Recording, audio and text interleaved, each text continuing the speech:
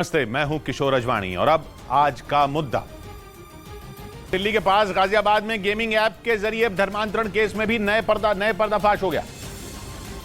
Gaming app के जरिए धर्मांतरण करवाने का आरोपी शाहनवाज उर्फ बद्दो फरार है, लेकिन पुलिस सूत्रों के हवाले से खबर है कि बद्दो एक नए गेमिंग ऐप वैलोरेंट का भी इस्तेमाल कर रहा था। इस मामले में अब तक ऑनलाइन गेमिंग ऐप फोर्टनाइट और डिस्कॉर्ड ऐप की ही जानकारी सामने आई थी, लेकिन पुलिस सूत्रों के हवाले से खबर है कि बद्दो ने अपनी साजिश को अंजाम देने के लिए नए गेमिंग ऐप वैलोरेंट का भी सहारा लिया। आरोप है कि बद्दो इस गेम को खेलने के लिए नाबालिगों को उकसाता था और उसकी नजर सिर्फ और सिर्फ हिंदू लड़कों पर ही होती थी। यही नहीं, इस काम के लिए वो सिर्फ उन बच्चों को ही चुनता था जो ऑनलाइन गेम खेलने में ज्यादा वक्त बिताते थे, ताकि वो उसके झांसे में आसानी से फंस सकें। पुलिस सूत्रों के मुताबिक बद्दो जिस गेमिंग ऐप फोर्टनाइट का इस्तेमाल धर्मांतरण के लिए कर रहा था, उसका सर्वर दुबई में हो सकता है। ये जानकारी मिलते ही जांच एजेंसियां इसका पता लगाने में जुट गईं। गाजियाबाद पुलिस सूत्रों के हवाले से खबर है कि गेमिंग ऐप के जरिए धर्मांतरण का मास्टरमाइंड बद्दो घंटों फोन पर नाबालिगों का ब्रेन वॉश करता था। खबर है कि पुलिस को यह अहम जानकारी बद्दो की कॉल डिटेल से मिली, जिसके मुताबिक बद्दो अपना मकसद पूरा करने के लिए सिर्फ गेमिंग ऐप का ही सहारा नहीं लेता था, बल्कि वो नाबालिग लड़कों से घंटों फोन पर बात भी करता था। पुलिस सूत्रों के हवाले से ये खबर है कि इस दौरान बद्दो उन लड़कों का ब्रेन वॉश करता था। इसके लिए वो उन्हें इस्लाम धर्म की खूबियां बताता था ताकि नाबालिग लड़के उससे प्रभावित होकर उसकी बातों में आ जाएं। पुलिस सूत्रों के मुताबिक गाजियाबाद के ही एक लड़के से बद्दो ने जनवरी से मई के बीच 73 बार फोन पर बातचीत की। इसी तरह वो कई दूसरे लड़कों के साथ भी फोन पर घंटों बात करता था। आरोप है कि बद्दो के निशाने पर सिर्फ हिंदू लड़के ही थे। गाजियाबाद में गेमिंग ऐप के जरिए धर्मांतरण के मामले में पुलिस सूत्रों के हवाले से खबर मिली कि बद्दो कोर्ट में सरेंडर करने की फिराक में है। ये मामला सामने आने के बाद से ही बद्दो फरार है और पुलिस उसकी तलाश में जुटी है, लेकिन पुलिस सूत्रों के हवाले से खबर है कि बद्दो किसी भी तरह कोर्ट में सरेंडर करना चाहता है। वो न सिर्फ यूपी बल्कि महाराष्ट्र या दूसरे किसी राज्य में सरेंडर करने की फिराक में है। पुलिस सूत्रों के मुताबिक बद्दो के कई जानकार अलग अलग राज्यों में हैं जो इस काम में उसकी मदद करने की कोशिश कर रहे हैं। यही नहीं, खबर यह भी है कि बद्दो गाजियाबाद कोर्ट और इलाहाबाद हाई कोर्ट में सरेंडर करने के लिए कुछ लोगों के संपर्क में भी है। हालांकि यूपी पुलिस की घेरेबंदी की वजह से वो अब तक अपने प्लान में कामयाब नहीं हो सका। गाजियाबाद पुलिस सूत्रों का दावा है कि गेमिंग ऐप के जरिए धर्मांतरण मामले का आरोपी बद्दो विदेश भागने की फिराक में है, जिसे देखते हुए पुलिस उसका पासपोर्ट जब्त करवाने की तैयारी कर रही है, ताकि फरार चल रहा शाहनवाज और बद्दो किसी भी कीमत पर देश से बाहर न भाग सके। पुलिस सूत्रों के हवाले से खबर है कि बद्दो की ग्रुप चैट से यह जानकारी मिली कि वो नाबालिगों को दुबई ले जाना चाहता था। ऐसे में पुलिस को अंदेशा है कि दुबई में पहले से ही बद्दो के कई जानकार मौजूद हैं और उन्हीं के भरोसे वो भारत से भागकर दुबई में शरण ले सकता है। सूत्रों के मुताबिक इसीलिए गाजियाबाद पुलिस बद्दो का पासपोर्ट जब्त करवाने की तैयारी में है। हालांकि पुलिस को अब तक की जानकारी नहीं मिली है कि बद्दो के पास पासपोर्ट है भी या नहीं, लेकिन पुलिस को डर है कि वो फर्जी पासपोर्ट बनवाकर भी विदेश भाग सकता है। लखनऊ में कोर्ट परिसर के अंदर हुए गैंगस्टर संजीव जीवा हत्याकांड में अब अतीक अहमद की एंट्री हो गई। हालांकि अतीक अहमद और उसके भाई की हत्या उत्तर प्रदेश के प्रयागराज में 15 अप्रैल को ही कर दी गई थी, लेकिन अब संजीव जीवा मर्डर केस में भी अतीक का नाम सामने आया। वो इसलिए क्योंकि पुलिस सूत्रों का दावा है कि अतीक अहमद के अशरफ नाम के दोस्त ने जीवा को मारने की सुपारी दी थी, जो 2 रोज पहले ही मुख्तार अंसारी के करीबी गैंगस्टर संजीव जीवा की लखनऊ में पेशी के दौरान हत्या कर दी गई थी। और अब पुलिस सूत्रों का दावा है कि प्रयागराज के रहने वाले अतीक के दोस्त अशरफ ने शूटर विजय को जीवा की हत्या के लिए 20 लाख की सुपारी दी थी। सूत्रों के मुताबिक अपने बयान में विजय यादव ने बताया कि अशरफ के साथ कॉन्ट्रैक्ट किलिंग की यह डील मुंबई और नेपाल में हुई थी। और पुलिस सूत्रों का कहना है कि अशरफ जीवा से बदला लेना चाहता था, क्योंकि जीवा ने लखनऊ जेल में बंद उसके भाई आतिफ की बेइज्जती की थी।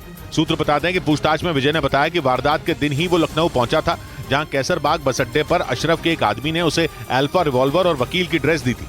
इसके बाद उसी आदमी ने कोर्ट के अंदर जीवा की पहचान भी कराई थी। पुलिस सूत्रों का दावा है कि लखनऊ में कोर्ट परिसर के अंदर हुई गैंगस्टर संजीव जीवा की हत्या के लिए 20 लाख रुपए की सुपारी दी गई थी। आरोप है कि उत्तर प्रदेश के जौनपुर के रहने वाले शूटर विजय यादव ने 7 जून को जीवा को गोलियों से चलनी कर दिया था। और अब पुलिस सूत्रों का दावा है कि गैंगस्टर मुख्तार अंसारी के करीबी संजीव जीवा की हत्या के लिए उसे 20 लाख रुपए सुपारी दी गई थी। सूत्रों का कहना है कि हत्याकांड की जांच कर रही एसआईटी की टीम के सामने खुद आरोपी विजय यादव ने इस बात से पर्दा उठाया, लेकिन लाखों रुपए कौन देने वाला था इस बारे में उसने पुलिस को कुछ ठोस नहीं बताया, लेकिन ये जरूर बताया है कि ये डील मुंबई में हुई थी। हालांकि इससे पहले पुलिस सूत्रों ने जीवा हत्याकांड के पीछे गैंगस्टर सुनील राठी के होने का शक जताया था, क्योंकि पश्चिमी यूपी में संजीव जीवा के साथ सुनील राठी की तगड़ी दुश्मनी थी और इलाके में दबदबा बनाने के लिए दोनों के बीच कई बार भिड़ंत भी हुई थी। लखनऊ में हुए जीवा हत्याकांड की गुत्थी सुलझाने के लिए एसआईटी की टीम ने देर रात 50 पुलिस वालों और वकीलों के बयान दर्ज किए, ताकि यह पता लगाया जा सके कि कोर्ट परिसर में पुलिस की कड़ी सुरक्षा के बीच जीवा की हत्या कैसे हो गई। क्योंकि पुलिस सूत्रों का दावा है कि लखनऊ की जेल से पेशी के लिए जीवा को 10 पुलिस कर्मियों की सुरक्षा में कोर्ट लाया गया था, लेकिन आरोप है कि इतनी सुरक्षा के बाद भी शूटर विजय यादव ने जीवा को गोलियों से छलनी कर दिया। इसी वजह से एसआईटी की टीम ने देर रात वारदात के वक्त कोर्ट परिसर में मौजूद 50 लोगों के बयान दर्ज किए।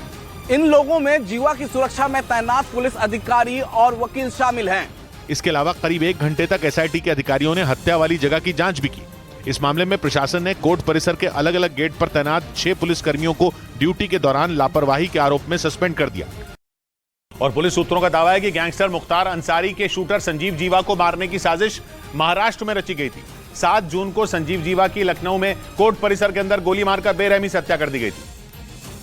हालांकि पुलिस ने जीवा को गोली मारने के आरोप में शूटर विजय यादव को गिरफ्तार कर लिया था, लेकिन 2 दिन गुजरने के बाद भी पुलिस इस बात का पता नहीं लगा सकी है कि हत्याकांड की साजिश किसने और कहां रची।